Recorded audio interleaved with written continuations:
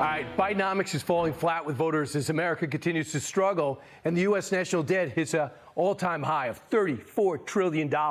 We need to restore optimism in this country, and if the numbers said we should be optimistic, it doesn't matter. We're not feeling it. My next guest is one of the world's most successful entrepreneurs ever. Grew up in Mississippi, attended Yale with the likes of John Kerry, George W. Bush. In his economics class then, he wrote a paper describing the concept for overnight package delivery, which would later become this thing called FedEx. He cares about this country, fought for this country, and he's worried about the record all-time debt, as well as getting off the dollar as the world's currency. Let's bring in Fred Smith, the founder of FedEx, a decorated Marine in his own right in Vietnam, where he fought. He used his experience with the military's logistics systems to build up his transportation and delivery company. Fred Smith, thanks so much for joining us. I appreciate it.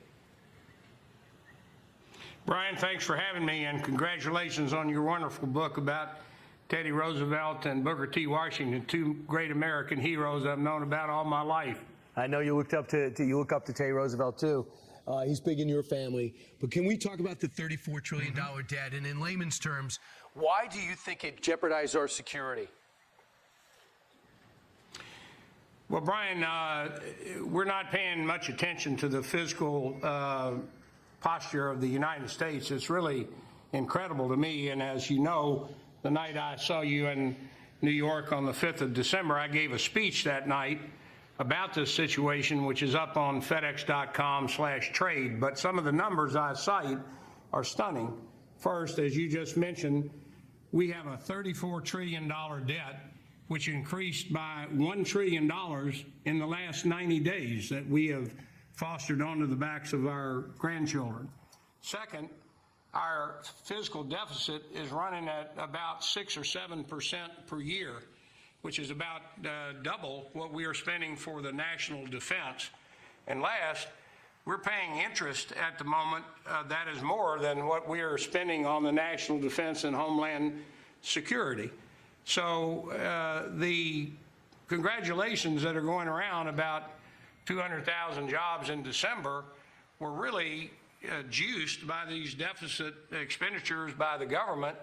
And the majority of all the jobs that have been produced over the last 18 months have been in government, education, healthcare, and restaurants and travel. So we're not improving the productivity of the country through invention and innovation and expanding our markets and trade. So this is very dangerous. So I know you also are very patriotic, knowledge of the military, and fought for our country, where you won quite a few, earned quite a few awards.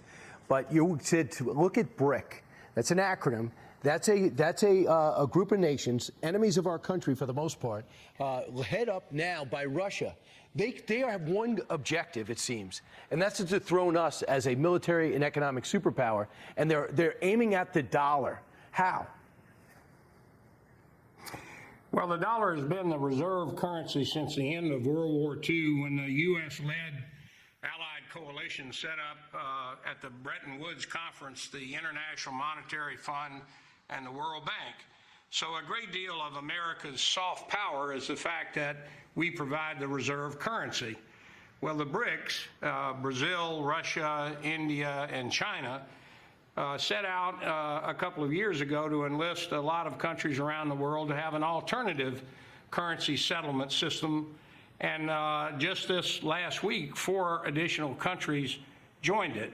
So if we lose the dollar supremacy, we will not be able to live on borrowed money. But no other country can do that. So this is the most unreported initiative against the United States power and ability to prosper that we've seen in a long time.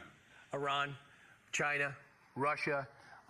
You have other countries, Saudi Arabia, all gathering against us. But real quick on you. You're 4 years old, you lose your dad. No one ever cut a wake for you. You had to make your way on your own in life. You started reporting shooting in San Francisco. You had this vision of FedEx. How do you describe, Fred Smith, where that vision come from? And looking back now, was it pure drive? Was it brilliance? Was it an instinct? Why are you so successful?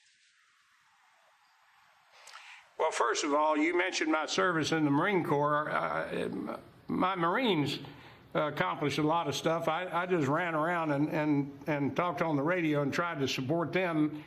The original idea for FedEx was a very simple observation, and that was the world was going to automate. And of course, today we're completely automated in our pocket with our iPhone or our Android device that has our whole life in it. So it was just that recognition. And then, as you mentioned, I spent 4 years in the Marine Corps, 2 in Vietnam, and I watched the logistics system that the military used and realized that this automated world that was coming was going to have an entirely different type of demand pull logistics system rather than supply push like beans, bullets, and ammo. Fred Smith, one of the most successful Americans on pure ingenuity and work ethic. Thanks, Fred. Appreciate it.